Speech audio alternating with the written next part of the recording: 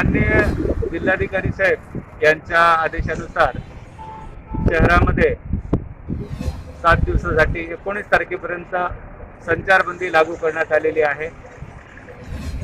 फक्त सर्व दूध, मेडिकल,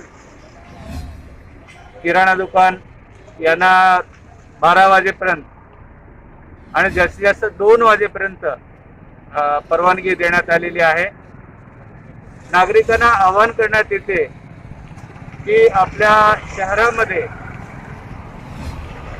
कोरोनाचा प्रादुर्भाव वाढत चाललेला आहे आणि शहरातल्या जवळपास 10 गल्ल्या कंटेनमेंट झोन जाहीर करून सील करण्यात आलेल्या आहेत आणि शहरातल्या सर्व महत्त्वाच्या गल्ल्या कंटेनमेंट मध्ये करण्यात आलेल्या आहेत। त्यामुळे नागरिकांना आवाहन करण्यात येते की कृपया आपण बाहेर पडू नये, विनाकारण काम असल्याशिवाय बाहेर पडू नये।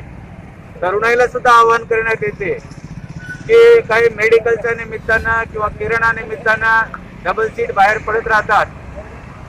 डबल सीट मोटरसायकल फिरायचं नाही हा सुरुवातीपासूनचा आदेश आहे। त्यामुळं यापुढे जे कोणी डबल सीट मोटरसायकल, नुसते डबल सीटच नाही, सिंगल जरी असेल आणि जो विनाकारण असेल मोटरसायकलवाला, तर ती मोटरसायकल जप्त केली जाईल आणि त्या मोटरसायकल स्वारावर दंडात्मक कारवाई केली जाईल आणि दंड भरायला पैसे नसतील तर त्याच्यावर कोर्टात गुन्हा दाखल केला जाईल। याचे कृपया तरुणाने भान ठेवायचं आहे। त्याचप्रमाणे जे दुधाचे दुकान, दूधवाले बाहेरून येणारे आहेत मंडळी, यांनी 12 वाजेपर्यंतच चालू ठेवायचं आहे। भाजीवाले जे आहेत त्यांसाठी स्पेशल आदेश आहे की रस्त्यावर कोणीही भाजी विकायला बसणार नाही। भाजीवाल्यांनी प्रत्येकाने वेगवेगळी गल्ली विभागून घ्यायची आहे आणि त्या गल्लीमध्ये फिरूनच ते भाजीपाला विकायचा आहे, एकत्र कुणी यायचं नाही। आणि या आदेशाचं आज सर्वतोपरी पालन करण्यासाठी नागरिकांचं फार चांगलं सहकार्य मिळत आहे।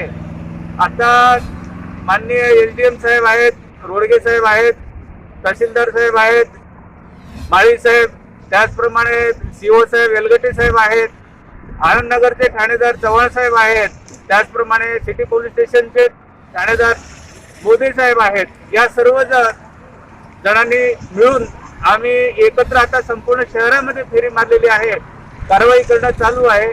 वेगवेगळ्या ठिकाणी महसूल, त्याचप्रमाणे नगरपालिका प्रशासन आणि पोलीस प्रशासन यांची संयुक्त कारवाई चालू आहे। लॉकडाऊन आणि कर्फ्यू ऑर्डर जास्तीत जास्त कडकपणे कसं बजावणी केली जाईल यासाठी आम्ही प्रयत्नवादी आहोत।